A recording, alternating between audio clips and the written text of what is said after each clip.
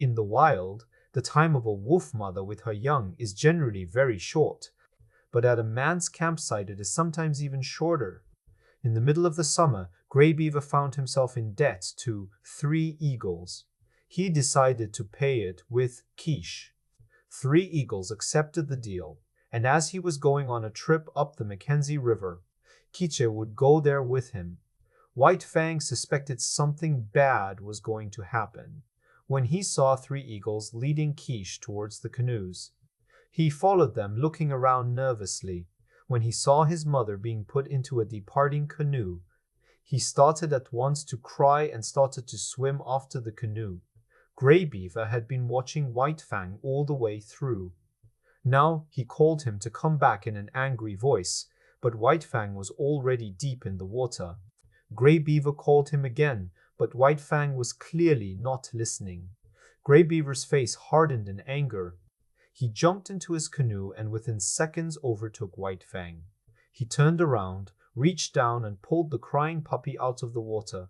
White Fang saw his mother become smaller and smaller in the distance and furiously struggled to get back into the river. But then he felt a heavy blow on his head, and another one, and another one. At first he was surprised, then he was afraid, but soon he became as angry as Grey Beaver. He snarled as frighteningly as he could, but that only made Grey Beaver's blows come faster and with greater strength. Soon, White Fang's snarl turned into a loud cry. Grey Beaver seemed satisfied. He pushed the puppy onto the bottom of the canoe. But the moment he did that, White Fang jumped onto Grey Beaver's moccasined foot and sank his teeth into it. The beating he had got before was nothing compared to the beating he received now. Grey Beaver's blows fell on his head and shoulders till he was barely conscious. White Fang learnt another big lesson in his life. Never, no matter what happens, must he bite his god. When Grey Beaver finally pushed him back onto the bottom of the canoe, White Fang didn't even dare to look in the direction of his master's feet. His spirit was broken. He missed his mother for days. At night he would go to the edge of the forest and cry out loudly. Then he would listen to the wild calling him away into the woods. He often hesitated but never went further in than the first 2 rows of trees. The memories of Quiche held him back in the camp. He would wait for her to come back. Then they could return into the wild together. Meanwhile, he stayed in the camp.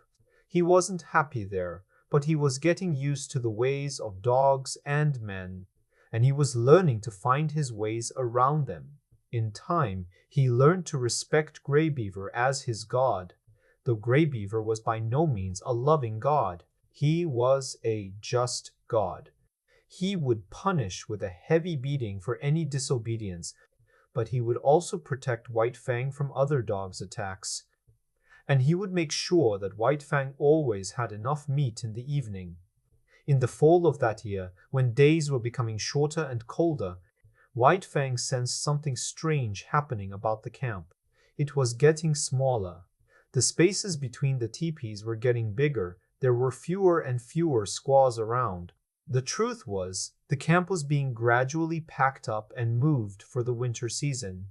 The canoes, which were filled with women, children, and dogs, were disappearing down the river, but White Fang didn't want to go with them. What if Quiche came back? He had to wait for her. When he saw Grey Beaver's squaw taking down the family teepee, he hid in the bushes at the edge of the woods and waited. A couple of hours later, he heard Grey Beaver's voice calling him from the canoe. He shook with fear, but he didn't move. After some time, the voices died away in the distance. White Fang didn't move from the bushes for another hour or so. When he finally came out, it was dark. It was also very cold.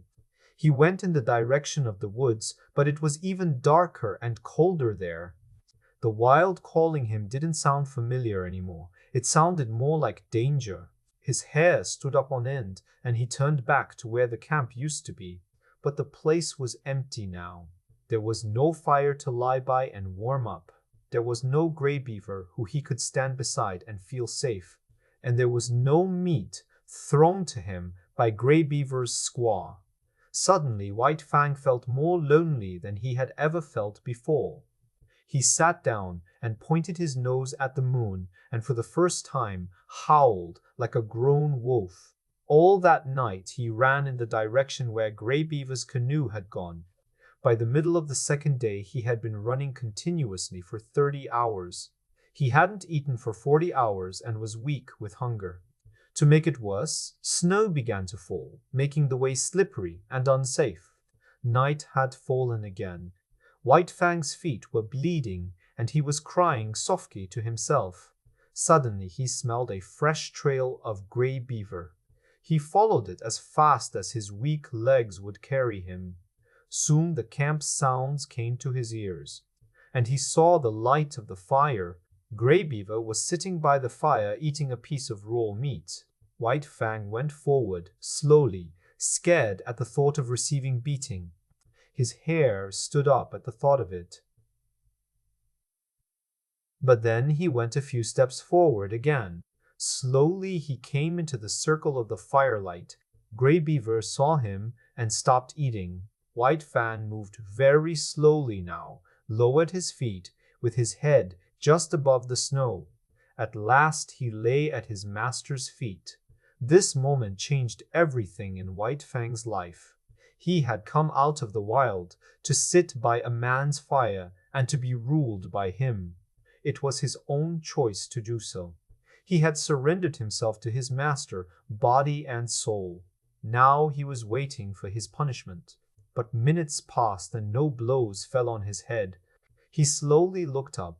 Grey Beaver was breaking a piece of meat into two. He put one half into his mouth while the other one he was unbelievably offering to White Fang. He accepted it gratefully. Soon he was fast asleep at his master's feet. Tomorrow wouldn't find him lonely, running through the dark forest, but in the camp of man-animals on whom he had now made himself dependent.